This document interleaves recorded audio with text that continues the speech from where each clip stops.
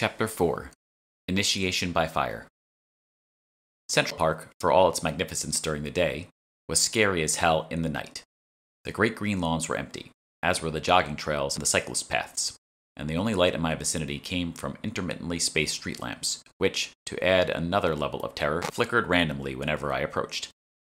I reached the top of Bethesda Terrace at 10:43, the full moon illuminating the murky waters of the popular rowboating pond below. The figurehead of the eponymous fountain looked up at me with its stone gaze. It was supposed to depict the angel of the waters, but in the ominous glow of the moonlight, I could have sworn that instead it was an Alarian, the sigil of the worshipful company of alchemists, otherwise known as the Guild.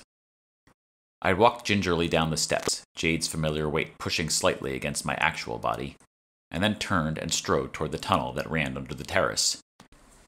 Decorative columned archways lined the entrance and extended down into the darkness, but of the Guild escort that should have been waiting for me, there was no sign. "Hello?" I called out once I had reached the interior of the passageway. "Is anyone there?" Jade's voice echoed down the terrace underbelly, but the only response was silence. I threw back my head in frustration, fighting against the urge to unleash every ounce of fury that had been building up inside me these past few weeks. What was left of my resolve gave way after 3 seconds, and I screamed. When I opened my eyes again, 4 hooded and cloaked figures were standing under the archways, 2 in front of me, 1 to my left, and 1 to my right. They approached slowly, and I swiveled in a circle, looking for a familiar face. But the moon's reflection off the pond was suddenly blinding, and the only thing I could make out were the identical gold clasps that held the cloaks in place. Finally, the figures stopped 3 paces away and unhooded themselves. One was Gilbert, and one was Emma, which was slightly reassuring, but the other 2 were total strangers. "Jade Peters," said one of them, a man with silver hair and a silver goatee, and a silver cane that had somehow appeared from inside the sleeve of his robe. "That's me," I said. "Present your token," he replied, with a distinctive Texas drawl. I fished my locket out from underneath my jacket and unclasped it. Inside was the gold token that was my entry ticket into the Guild. I held it out for the silver-haired man to see, and he stepped forward to grab it from my hand, but I snatched it back from his grasp. "That's not how this works," I said. "My token stays with me. You already know it's real." I turned to look at Gilbert, who nodded in assent. "Fine," said the man. "Luca, the blindfold?" The 4th and final figure, a 30-something woman with glasses and short purple hair, produced a black silk scarf from underneath her robe and handed it to the man, who stretched it out in front of him with both hands, letting his cane fall to the ground. "Is this really necessary?" I said. "I'm afraid it is, Miss Peters," said the man. "Don't worry, though. You'll get your eyes back just as soon as we reach the Guild Hall." "I'm sorry, what? What do you mean?" The man closed the gap between us in a flash and pushed the blindfold against my eyes, which I closed involuntarily. I felt Jade buckle under the stress of whatever alchemy was contained within the scarf, as if her entire body was about to crack into a million pieces. But thankfully, the man pulled back the blindfold after only a few seconds. Except that when I opened my eyes again, the only thing I saw was nothing. They placed a cloak around me, and I did not protest. They pulled the hood up over Jade's fiery hair, secured it with what I imagined was a matching gold clasp, and I did not fight them, as my arms went limp at their sides. They muttered words of an ancient language in unison, and the cloak constricted my limbs. I began to walk, but not of my own accord. The darkness that permeated my field of vision was absolute, and the sheer terror of it had drained all the fight out of me. Even Jade had not been moved by my plight to intervene. Whether that was because I was not truly in danger, or the blindfold had somehow dampened whatever she was, I wasn't sure. But I held on to this glimmer of hope like a drowning woman clutching a sinking life-preserver. We walked in silence up the sloping path along the pond that led away from the terrace, and then up another hill that I knew led toward the Met. Finally, the quiet of the park was broken by the familiar sounds of city traffic, and I surmised that we were close to the Engineers Gate on 90th Street. I felt the ground shift as we moved onto the cobblestone sidewalk that lined the west side of 5th Avenue. Then my body was directed across the street, down the sidewalk, and then across another street, until we resumed our northward trek on Madison Avenue.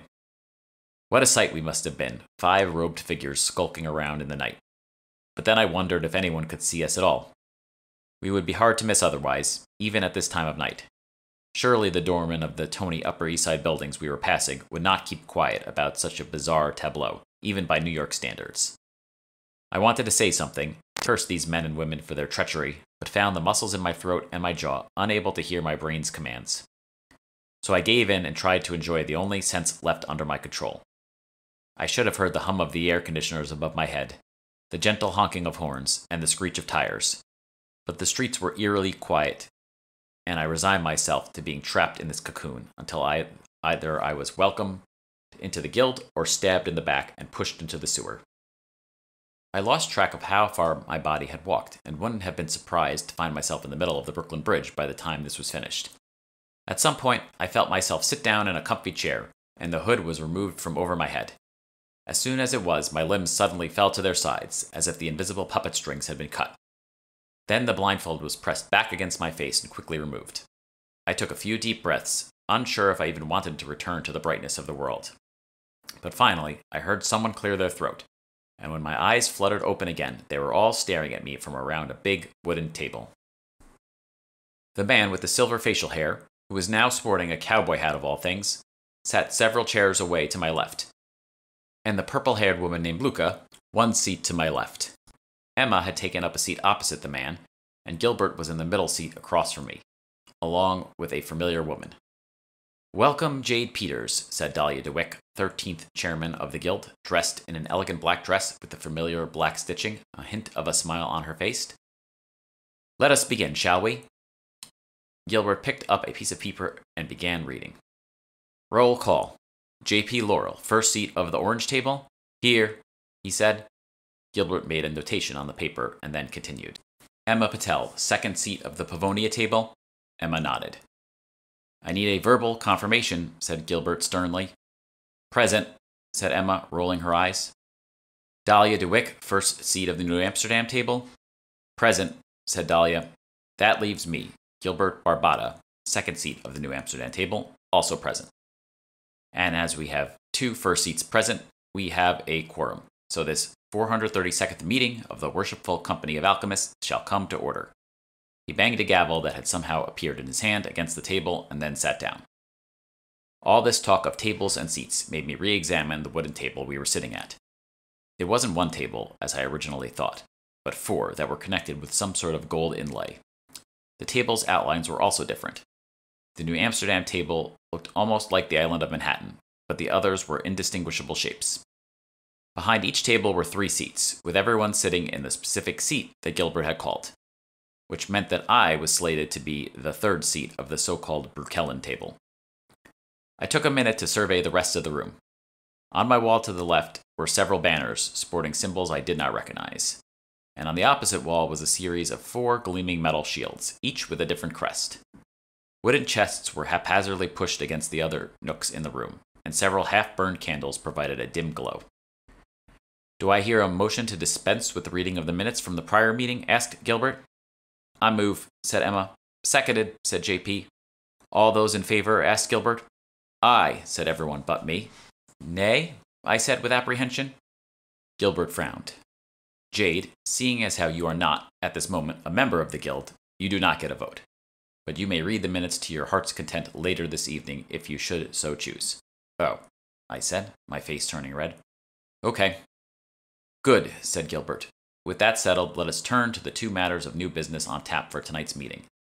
First, we have a new member to initiate." All eyes suddenly turned to me, and I felt as if they were piercing through the glamour and staring at the real me, an interloper hiding within another interloper. "Jade Peters," said Gilbert. "The membership committee," he gestured to the assembled guild members at the 3 tables, "has considered your membership request. As you know, membership in the Worshipful Company of Alchemists is not something given lightly. We are honored bound to uphold the charter given to the founding 12, to guard, shield, and cultivate the secret of secrets, the ancient art of alchemy. Only those of sound mind, body, and essence are worthy to be inducted into the guild, an appointment that is not only for your lifetime, but for your heir as well, and their heir, and so on." "Can we get on with this?" interjected Emma, who had used the length of Gilbert's speech to remove her robe, revealing a faux leopard bomber jacket and figure-hugging black blouse underneath. Evidently, she had plans later tonight that were about as far as you could get from a meeting of a secret magical society. Everyone ignored the outburst, except Gilbert, who tilted his head slightly in Emma's direction as if she was an annoying fly that would not stop buzzing in his ear. Second Seat Patel, it seems as if I am keeping you from something more important? Another night of downing tequila at some godforsaken basement bordello, maybe? Or do you have a gentleman caller that we should know about? Well, whichever it is, you may want to put those plans on hold until after we get to the second item of business. Emma glared daggers at him before slinking down in her chair and putting her robe back on. Now, where was I? Oh, yes, Jade. You have proven yourself worthy of the 3 elements. I tried to piece together which of my trials and tribulations had corresponded to each of these so-called elements, but Gilbert continued his long speech. And as committee chair, I now pass along the committee's recommendation to the chairman that you be elevated to full guild member. Gilbert produced a piece of paper from his robe and handed it to Dahlia. She considered it, her eyes scanning up and down the page, and I couldn't help but wonder what they had written about me. Finally, she placed the paper down on the table. Thank you, Gilbert, but I'm afraid I will have to reject the committee's recommendation.